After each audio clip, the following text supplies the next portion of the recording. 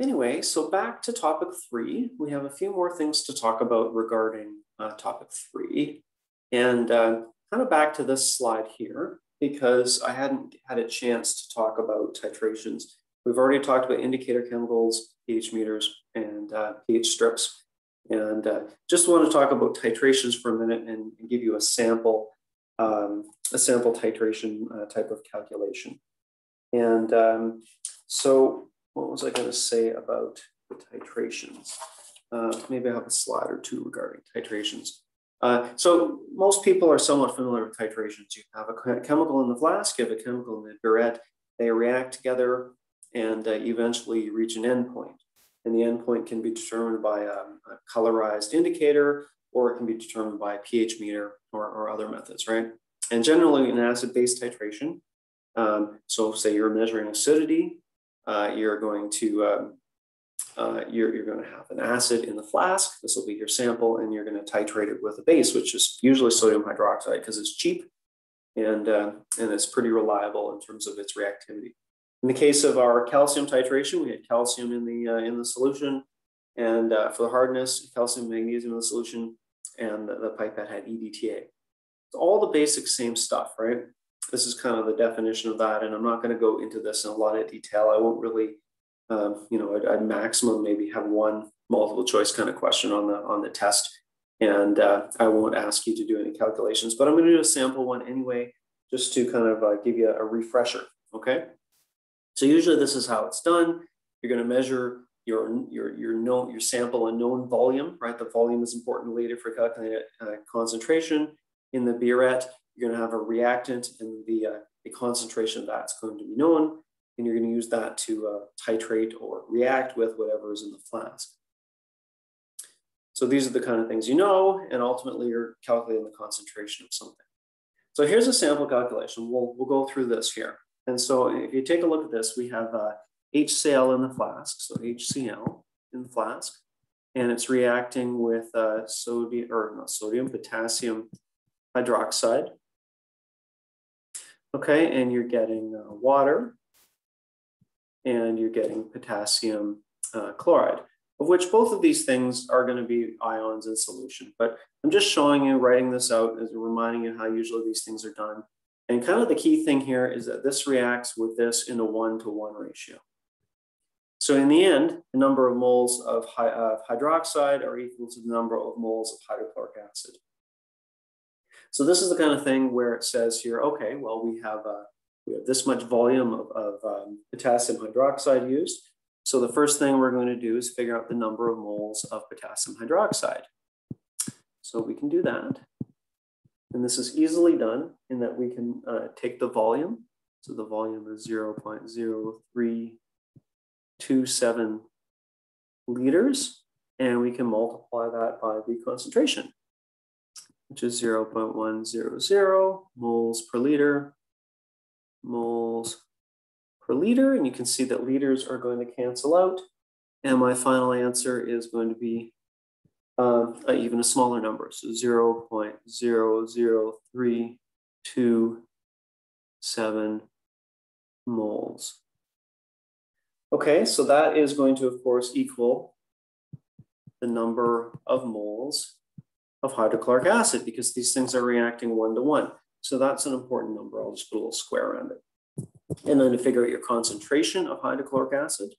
So concentration of hydrochloric acid, you're basically, you're dividing the number of moles, or you're taking the number of moles and dividing it by the number of liters.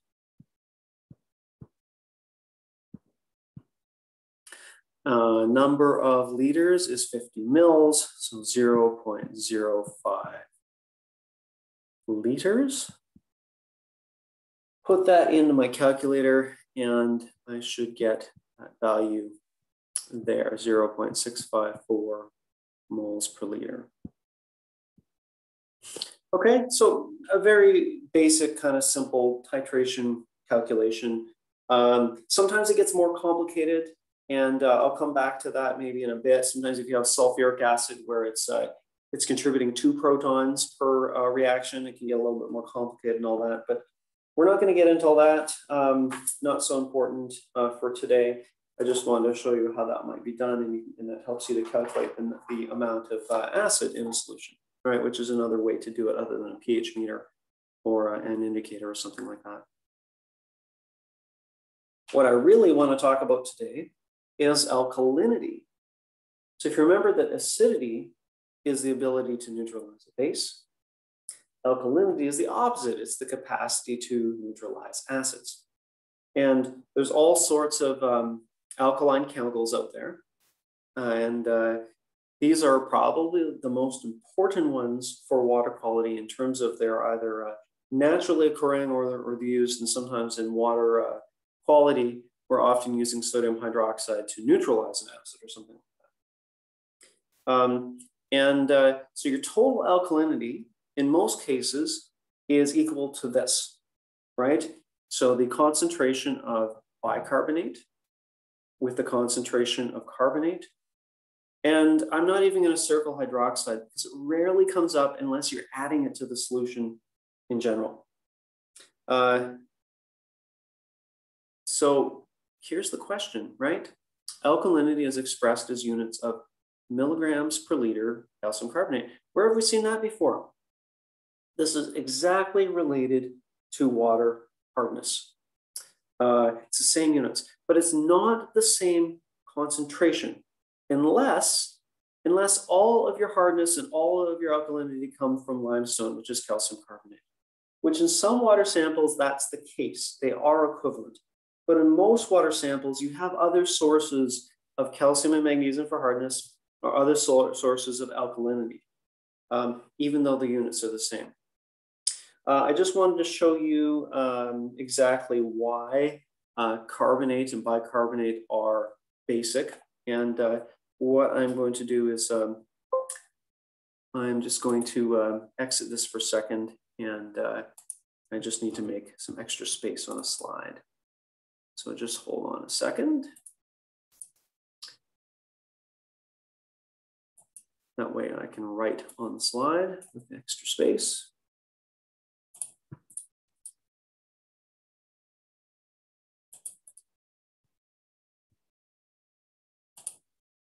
Okay, there we go.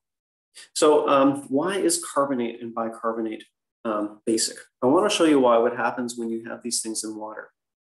So carbonate, CO3, is CO3 2 negative. This is carbonate.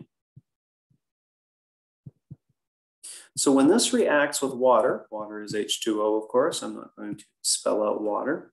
What happens is you get a reaction, and it looks something like this. You get hydroxide and you get bicarbonate.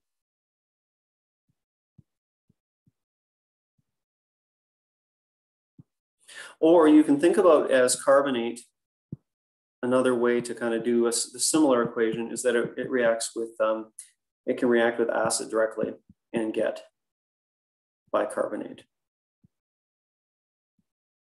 So in that case, by the definition that I have up at the top of the screen, alkalinity is the capacity to neutralize acids. So it can neutralize acids by directly doing so, by directly reacting with those acids, or by producing hydroxide, which will directly react with the acid to produce water. Bicarbonate, we'll do bicarbonate as well. It's basically the same reaction, HCO3 negative plus bicarbonate, or sorry, plus water, and it reacts and you get hydroxide plus, plus carbonic acid. And I could do the same reaction with just protons in general. But I just wanted to show you why these things are alkaline, because they can directly react with protons. The carbonic acid, by the way, remember, can also dissociate and dissociate into carbon dioxide. So I'll write that one up for you as well. But, carbonic acid can turn into water plus H2 or CO2. So there's the relationship between all of these things, which kind of relates back to how we were talking about how carbon dioxide is acidic. So let's keep talking about alkalinity here for a minute. I want to do some calculations, And let me just go back here for a second. Where is the slide I'm looking for? This slide here. So remember with alkalinity, we're looking at these two things primarily. Very rarely we're looking at hydroxide because it's very rarely found naturally. Like I said, the only time we're finding hydroxide is usually when we're adding it artificially at a water treatment plant or something like that. So this is what we're going to look at. Remember that hardness, total hardness, is usually calcium and magnesium.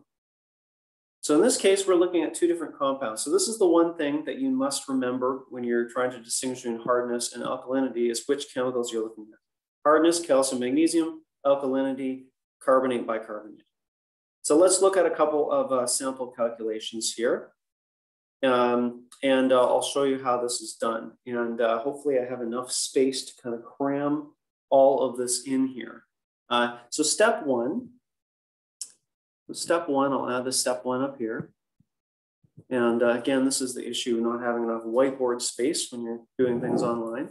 So step one is add up the alkalinity. So this is carbonate plus bicarbonate. And you can add it up in milliequivalents per liter. Milliequivalents per liter. Okay. So in the interest of trying to cram all of this in, I'm going to be writing small. And remember our formulas, right? So we'll do the carbonate first. So carbonate is here. Colon. Remember how we calculate the milliequivalents. You take the milligrams per liter, so 12 milligrams per liter, and you divide it by the equivalent weight, which is listed down here at the bottom, 30 milligrams per milliequivalent. So for calcium, I'll punch that in my calculator here. Let's see here. We've got 12 divided by 30. I'm getting 0.4. So that's 0.4 milliequivalents per liter. Okay, so the bicarbonate, we'll do that one as well. And that one is 100. So pretty common for the bicarbonate to be a much higher concentration, by the way. And has a different molecular weight, or sorry, equivalent weight, which is 61 milligrams per milliequivalent. Okay, so let me punch that one in my calculator. So 100 divided by 61, and I'm getting 1.6.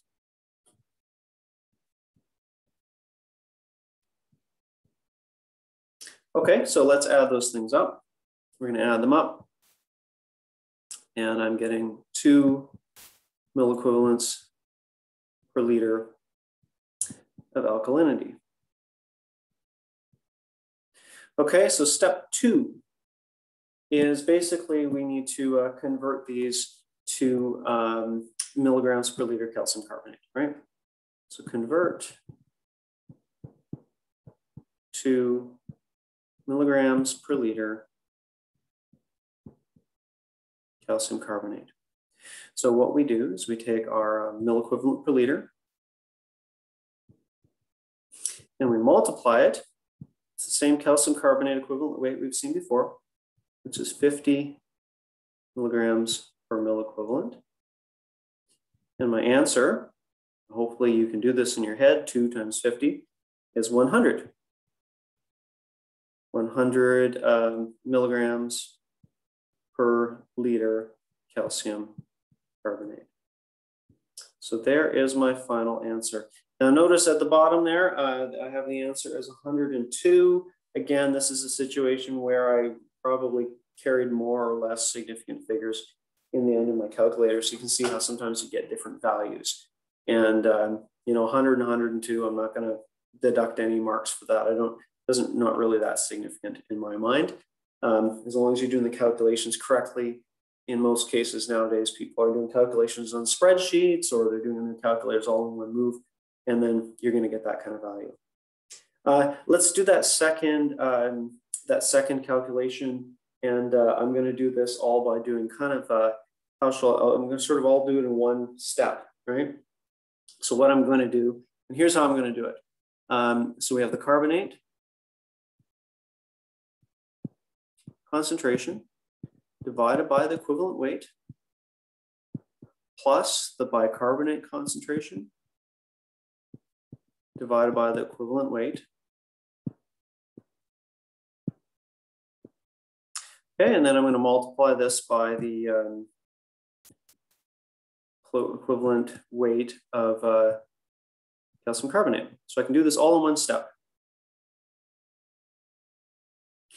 Okay, so here goes. We have 6 divided by 30 plus 45 is the concentration of bicarbonate divided by 61, and multiply all that by 50. And that should give me my answer, which is 46.9 milligrams per liter calcium carbonate. So don't forget that the whole unit is milligrams per liter calcium carbonate, not just milligrams per liter. Okay, so that is alkalinity. I'll probably do another sample problem again with a water analysis. Maybe I'll save that for next Monday, just so we have a chance to digest and think about it a little bit. And that's probably when I'll decide to exactly when the next test is. So I'll come back and we'll do another water analysis just for practice. And I'll show you what a water analysis question is going to look like in terms of the types of questions that could be asked. So this here is showing the kind of relationship between the water stability in scale forming and corrosive water and alkalinity. And you can see that neutral water is, of course, the ideal for many circumstances. If you get too acidic, the water gets corrosive. If you get too alkaline, it can be more scale forming, which are all things that are not desired for many processes. Okay, we already talked about titrations. I guess I reorganized my slides a little bit, so I'm going to move on from this. I know that there's a second problem here. I'm not going to do the second problem, but you can try it on your own time if you like. As I mentioned, I will not ask you to do one of these acid-base titration questions on the test. But one thing to keep in mind here is when you have this particular reaction, we have sulfuric acid, and sulfuric acid is diprotic, means it has 2 hydrogens, right? So that means it has to react with 2 NaOH for this reaction to exist, and you'll get, in this case here, let me just look at this. So I'll get 2H2O plus 2Na plus SO4 2 negative, right? So it's going to look something like that. So this is the kind of thing to keep in mind with this particular one, is that you have to account for that 2 sodium hydroxides reacting per sulfuric acid molecule. But not going to do that problem, and but you can if you like on your own time. So some quick kind of let's just test our knowledge type questions. First one says, what is the measure of how much acid can be added to a liquid before it reaches a particular pH?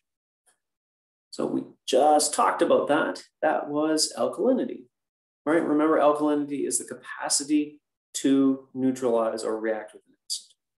Number 2, alkalinity is reported as what? The correct answer is milligrams per liter calcium carbonate. So those should be easy. We just talked about them. I've got a couple more that go back to previous lectures. pH is a measure of what? Hydrogen, hydroxide, acid equivalents or base equivalents. So concentration of course, hydrogen ions. And so, usually represented like this. One more, minerals that can cause an increase in alkalinity. Okay, so remember which minerals we care about. Doesn't even matter which metals we care about, carbonate and bicarbonate. Technically, some of these other chemicals, so sulfates and things like that, in theory could contribute to alkalinity, but they're never, ever, ever significant. So the correct answer in this case is A. Always for alkalinity, look for carbonate and bicarbonate. Okay, so moving along, there's a few other things we can talk about regarding water and things that are dissolved in water. And of course, we're going to talk about some of these things all semester long. Mostly I just want to talk about other things that can be dissolved in water, and that's kind of going to wrap up most of the rest of this unit.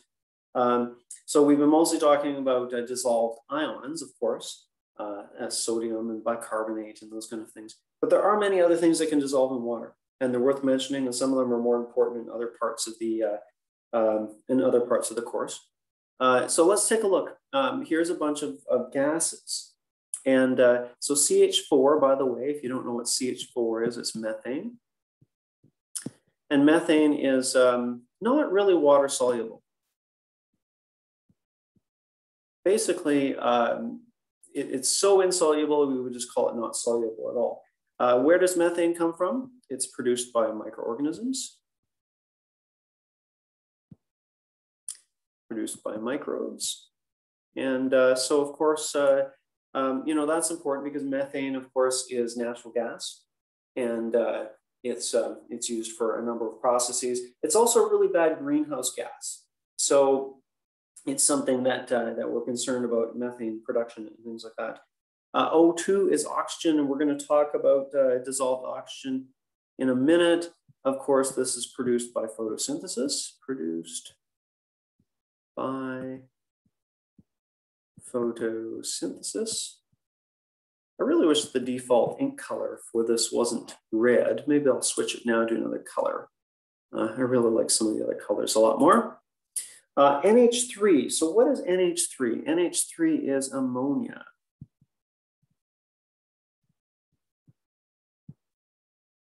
So this is basically, there's several sources. It can be a source, it can be an indicator of pollution. So there are some activities that will produce ammonia. It's also basically produced biologically. So ammonia is produced by fish, by the way. It's basically in their urine. And so this is why if you have fish at home in an aquarium, you're going to probably change the water up a little bit here and there. Otherwise, they're going to poison themselves with their own waste. It can get broken down by bacteria. So if you have like one fish in a giant tank, it's probably not a big deal. But this is why there's a limit to how many fish you're going to have in one tank usually because of the ammonia toxicity. H2S, of course, is hydrogen sulfide. So hydrogen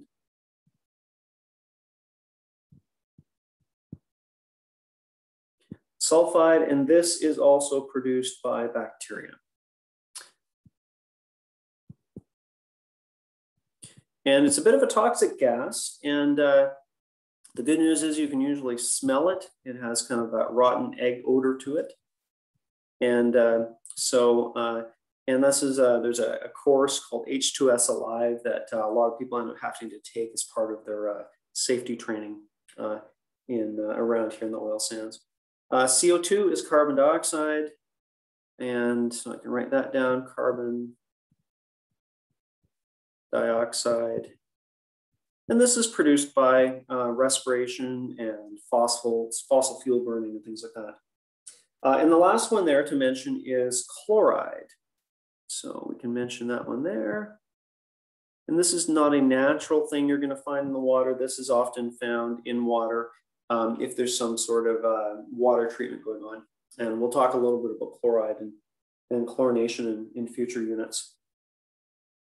So lots of dissolved gases. Like I said, I want to talk a little bit about dissolved oxygen here for a minute or two, and that's going to relate to this week's lab as well. What else was I going to say about some of these things? I guess this is just some additional notes on some of these gases. And a reminder that carbon dioxide, of course, can produce carbonic acid, right? And we'll talk about chlorine, so don't worry about that, the hypochlorite stuff at the moment. Another thing to keep in mind around water and gases is this thing called Henry's Law. And I don't need you to worry so much about this formula. I won't ask you to do any calculations on it, but I just want to show you how this formula works, right? X is the amount of gas in the liquid phase, and it's totally related to pressure. So basically this is saying the amount of gas in a solution is related to pressure, which kind of means how much of that gas is in the atmosphere. So in the case of oxygen, if there's more oxygen in the atmosphere, there's going to be more oxygen in that water sample. And so that deals with things like elevation and whatnot. Sorry, I want to talk about dissolved oxygen and just trying to, like I said, I've been reorganizing my notes and some of the things are popping up in places where I didn't think they were going to pop up. So if you take a look at this, let's talk about dissolved oxygen. Dissolved oxygen, of course, is essential for fish and other aquatic organisms. And it's a very good indicator of water quality. It's something with a nice healthy level of dissolved oxygen probably means it's got some healthy organisms in it, which means the water is good and not killing anybody, right?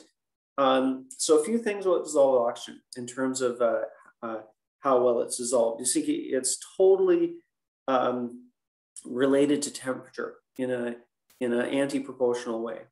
So if you take a look at this, as the temperature decreases, so you can see as temperature decreases, the amount of dissolved oxygen increases. So this means at cold temperatures, the fish are happy, at least in terms of oxygen. And this is why ice fishing is so successful, right? Because the fish that would normally in the summertime be found in the depths of the lakes, so lake trout and things like that, are going to be found in more shallow and easier accessible regions during the winter because there's lots of oxygen there. But that's something important for dissolved oxygen. Relates with temperature. Also, it varies with salinity. So it turns out that as water gets saltier, gas solubility decreases. So that means if you had a lake water and ocean water at the exact same temperature, there would be more dissolved oxygen found in the lake water. Also varies with atmospheric pressure. And so what does that mean? It means that as you climb the mountain, there's less oxygen and therefore less oxygen in the water. So hopefully that makes sense. How does the dissolved oxygen get in there? Probably everyone's thinking, well, photosynthesis. Of course, photosynthesis creates oxygen, and that's great. And that is a supply of oxygen in water. But a lot of the dissolved oxygen doesn't get in there because of aquatic plants. A lot of it actually gets in there because of frothing of water with the air. So you can imagine wind and waves and a bubbling brook that's moving over rocks. And as that's interacting with the air in kind of a dynamic way, it can dissolve oxygen out of the air because oxygen doesn't really dissolve in very high concentrations in water compared to air. In water, you're looking at like 15 parts per million, kind of max in many cases. That's not a lot of oxygen in general.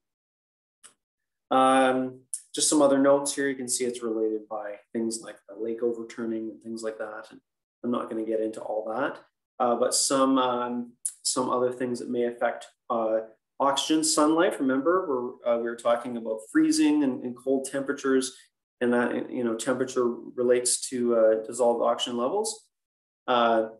Freezing, right? So when you have a frozen lake, it kind of traps in oxygen and the escape of toxic gases. So sometimes that can have an effect. There's less and less oxygen as the winter is moving on.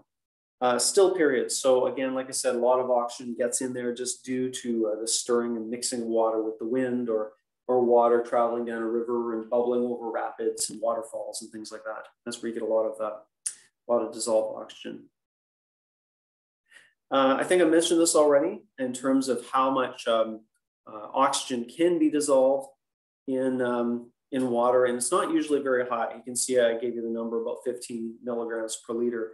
In air, it's much, much higher. So just something to consider. So as I mentioned, one thing about dissolved oxygen is it's very related to fish health.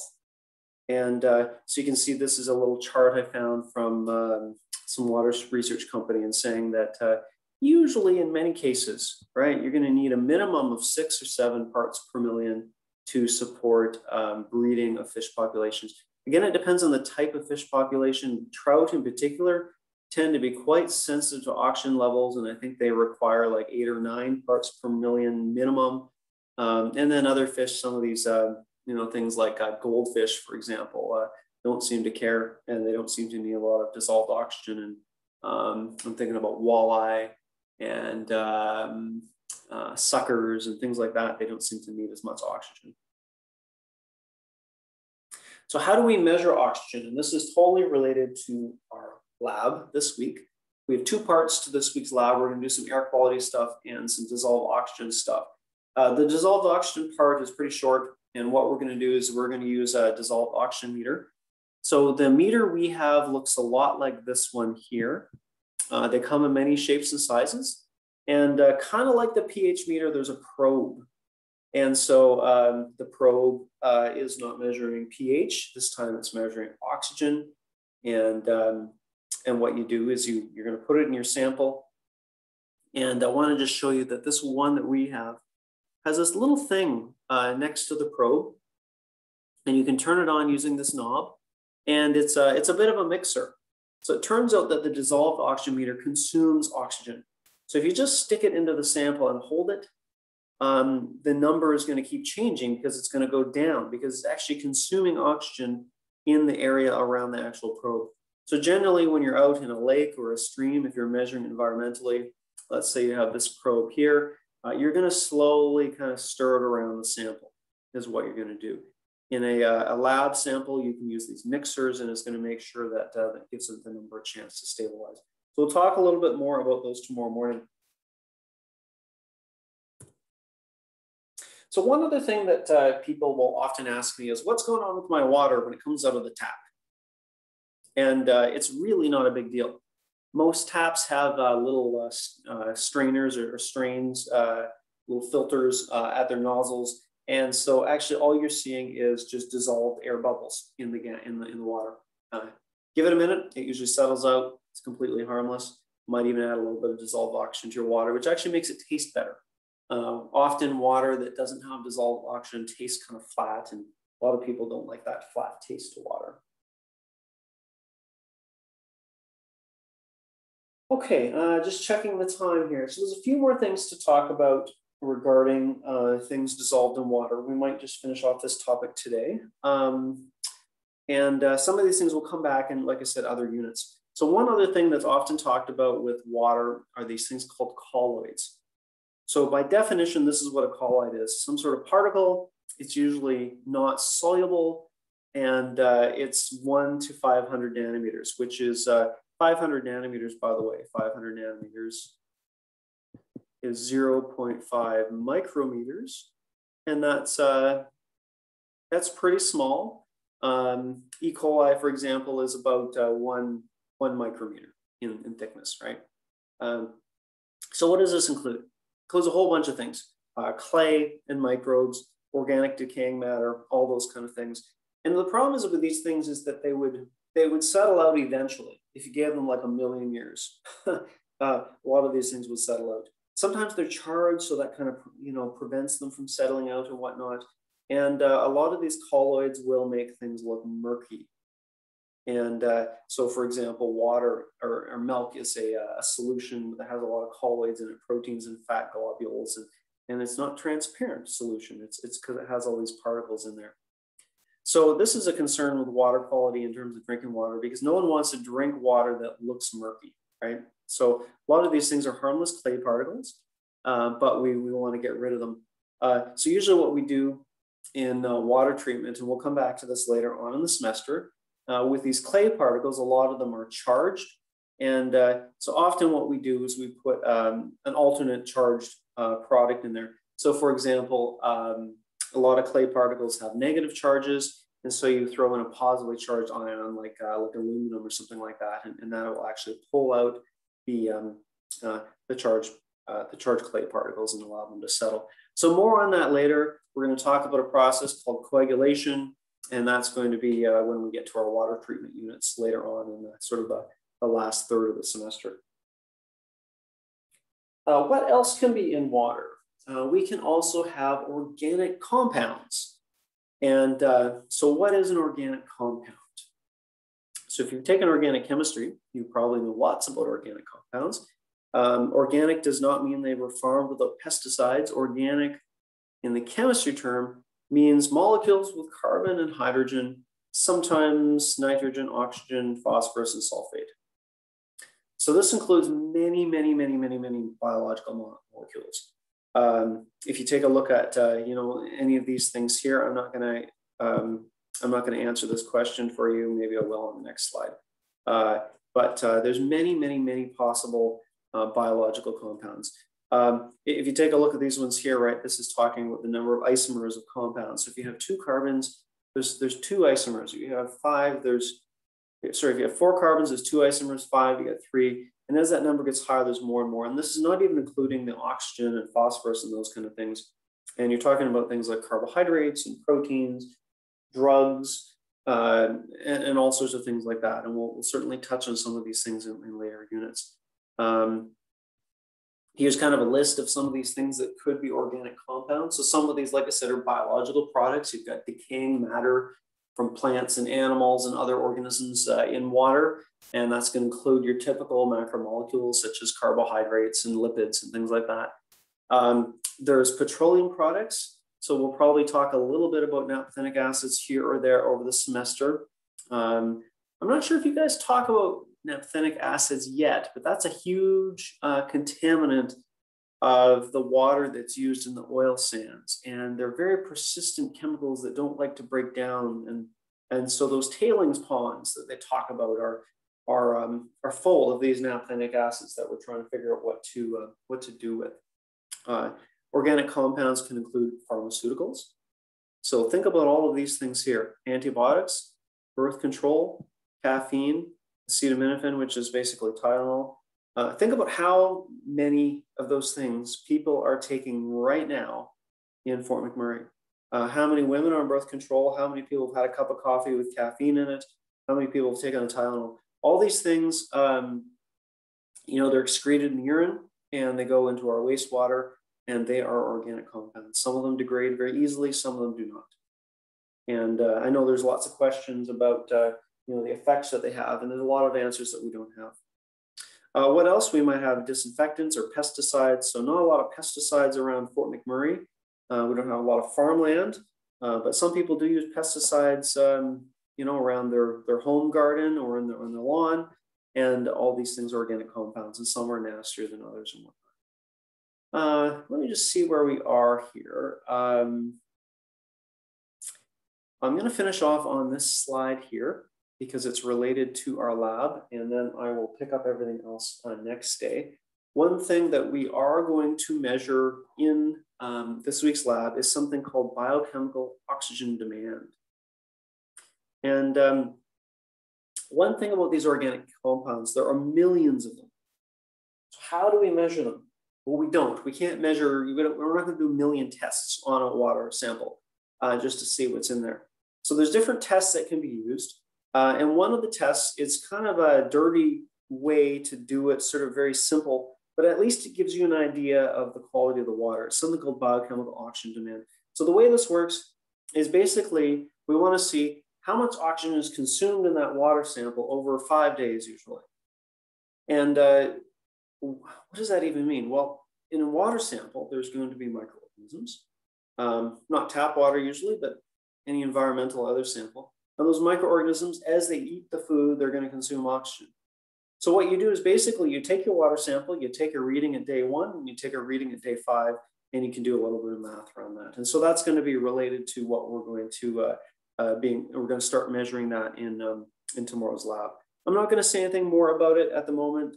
Maybe we'll talk about it in the lab a little bit, and we're going to talk about it in future lectures. So it's not worth getting into all the nitty-gritty details at the moment because we are going to come back to it. So I do have a few other things to talk about, water parameters and things like that. And I think what I'm going to do is save that for next lecture. I'm going to finish there for today. And besides that, I guess I will see everybody in the lab. Just a quick reminder that your first lab report is going to be due tomorrow. So make sure that you do complete that and hand it in on Moodle. If you want to hand in a hard copy instead, I'm totally fine with that. It doesn't matter to me. Either is acceptable. I'll just leave it up to you whether you prefer to hand it in digitally or if you prefer to hand it in on paper. I am fine with either choice. Okay, that's all for today. We'll see everybody tomorrow, 9 a.m. and we are in the environmental lab tomorrow downstairs.